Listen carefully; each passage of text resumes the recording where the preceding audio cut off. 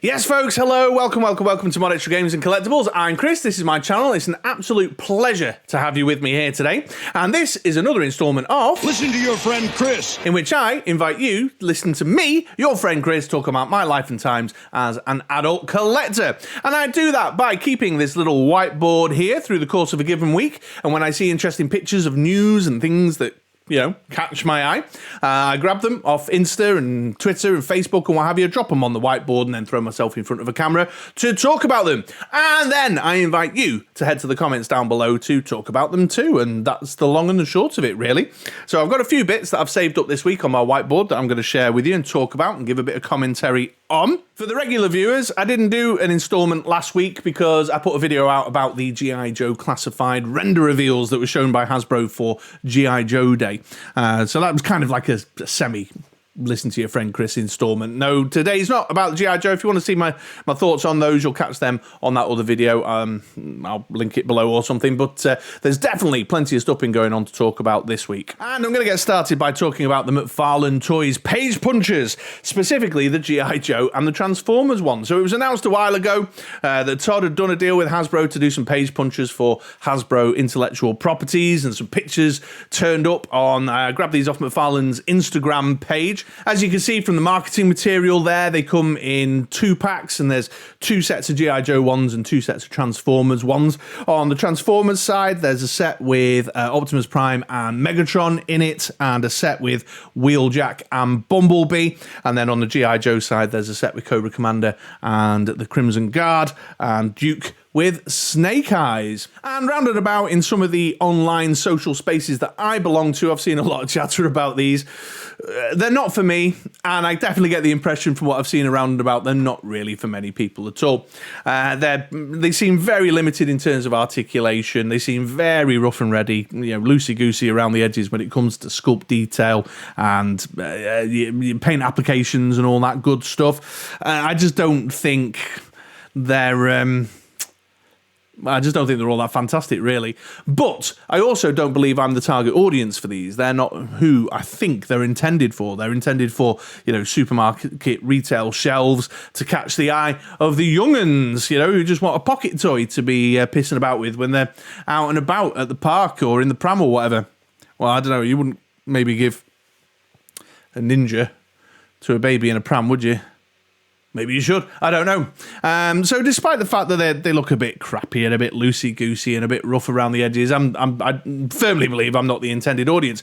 However, funnily enough, one of my Joe bros on the Discord I belong to mentioned that they're all sold out on Hasbro Pulse, at least in North America. I've not checked in over here in the UK, which is curious to me. So perhaps there are folks planning on keeping them on card back, using them as wall display pieces or something.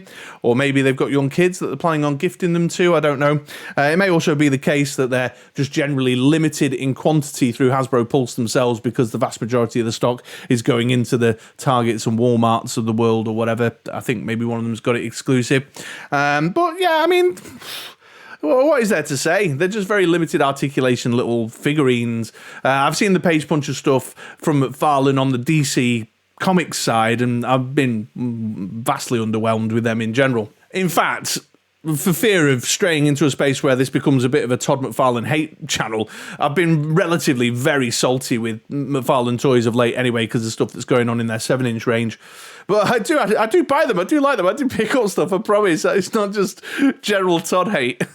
But there they are, they're out and about for pre-order, and if that's your thing, then they're available. I think they're pretty pricey as well. What are they, about $20 for what they are? Which I can think of better things I'd want to drop me $20 on, but yeah, I just saw a lot of chatter about them. They caught my eye, obviously, because I'm a G.I. Joe and a Transformers fan.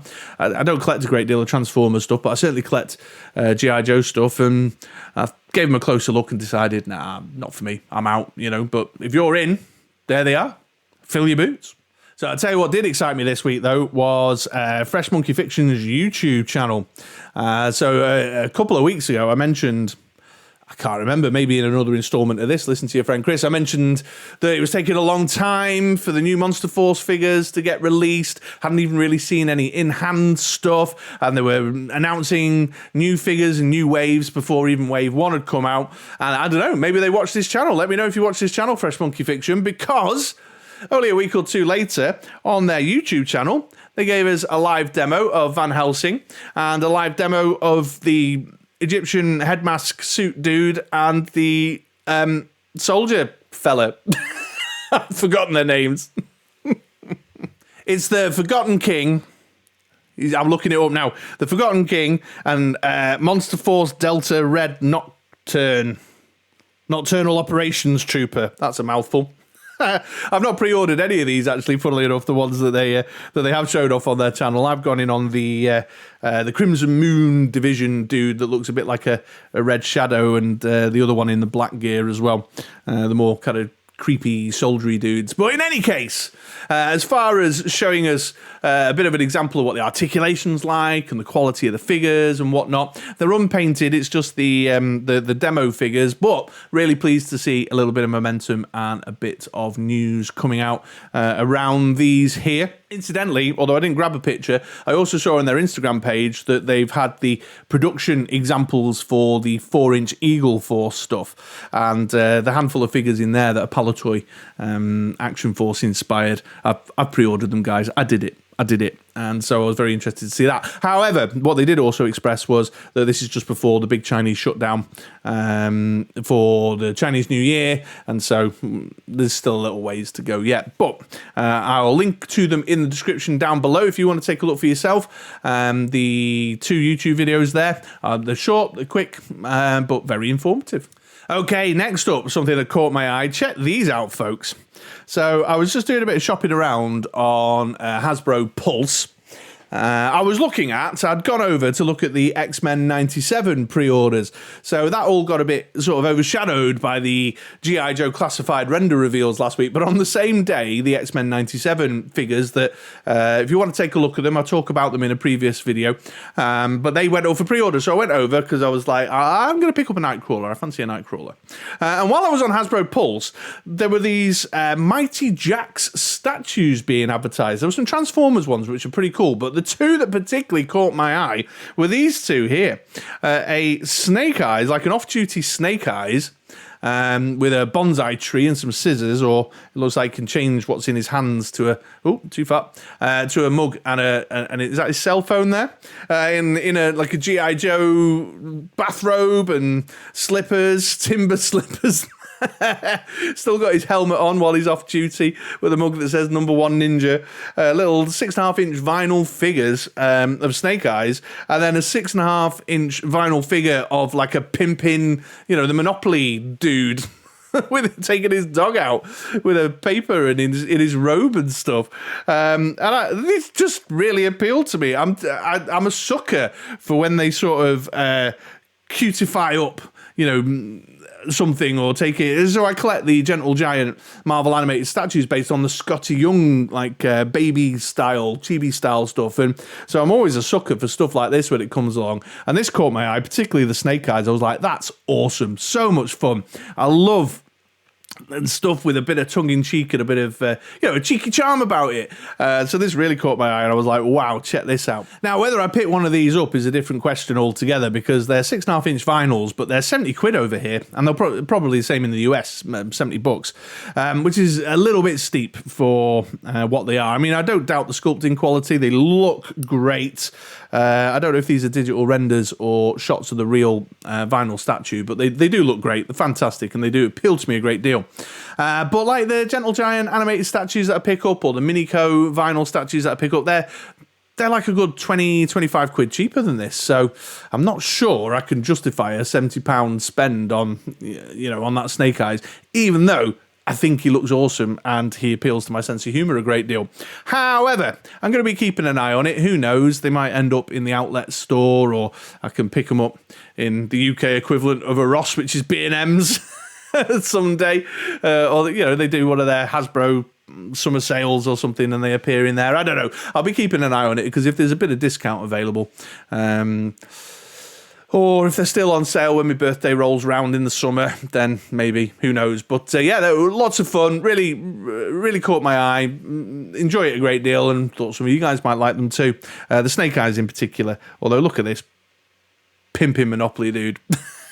It's just funny. Look at his pants. Look at his boxer shorts with the different colour Monopoly M's on them. Love it. And all the bling with the chain and the rings.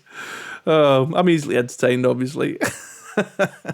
Okay, what else this week? Well, we had the Daredevil versus Hydro Man VHS pack announcement, double pack, this one, from Marvel Legends side of things.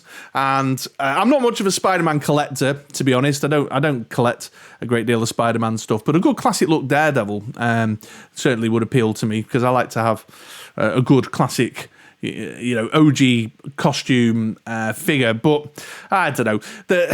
I suppose I've put this on the list to talk about today because I want to whinge about it, which is not my usual routine. But this whole 2-pack thing is really starting to do my nut in. It's getting a bit out of hand over at Marvel Legends. Just putting desirable figures in with less desirable figures into a double pack setup. I just don't understand the rationale. Like the Daredevil, I'd go, I'd consider that maybe, but then throw him in a double pack with Hydro Man, and I'm like, no thanks, I'm out. And all they've done is, rather than get a single figure purchase from me, they've eliminated the purchase altogether, because I'm not going to stretch out to the double packs. They did it with the X-Men stuff recently, with the Wolverine anniversary celebration. So I've bought one double pack out of the 4 they released, whereas I would have bought 3. There were 3 figures I fancied out of that collection, but I'm only going to get 2. Do you know what I mean? I'm not articulating myself very well, but I think you get what I'm saying. So the double pack's getting a bit out of hand. But I like the good classic look Daredevil. The cell shading leaves a little bit to be desired, for sure. They've not really mastered this cell shading stuff, have they, particularly? However, that said, I'm actually not that adverse to the cell shading. I've got some of the animated X-Men, and it doesn't bother me at all. And I'd quite happily throw this guy in with a comic book mix, I'm liking stuff like the articulated toes there, which is a lovely touch, and I think we should see that on more figures, especially the more martial artsy or acrobatic style folks like Daredevil is. I like the book that they've chosen to use with the belt across the middle to hide the waist and the chest cut underneath there. So it's got a lot to offer, this. The Daredevil, I would have considered, if it was on a single retro card back or a VHS pack, I'd have thought, well, yeah, I'd drop 20 to 25 quid on that, sure, to have a nice classic look Daredevil, despite the cell shading, because there's a lot in there that I like. But then they chucked it in with this dude. Which is a fun figure, I think, sculpting wise. I mean, look at that. Look at the water effects. Look at the translucent effects on him with the face paint apps and stuff. There's a lot to like in terms of the actual action figure engineering in there, but it's just not a character I give a shit about, basically. I've got not a care in the world. And so they're appealing to one niche who want a Hydro Man rather than appealing to the wider niche who would want a Daredevil. It just makes no sense.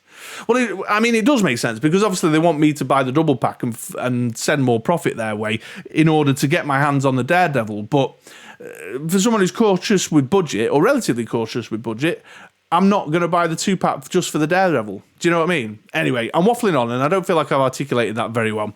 But I liked the look of the Daredevil. He looks cool. He looks fun, Despite the cell shading, I'm into the figure, and I'm definitely into the book. It's got the butterfly shoulders, got the just got everything I'd want from a really cool acrobatic Daredevil. I mean, the accessory looks great as well. His baton things, but yeah, I don't know.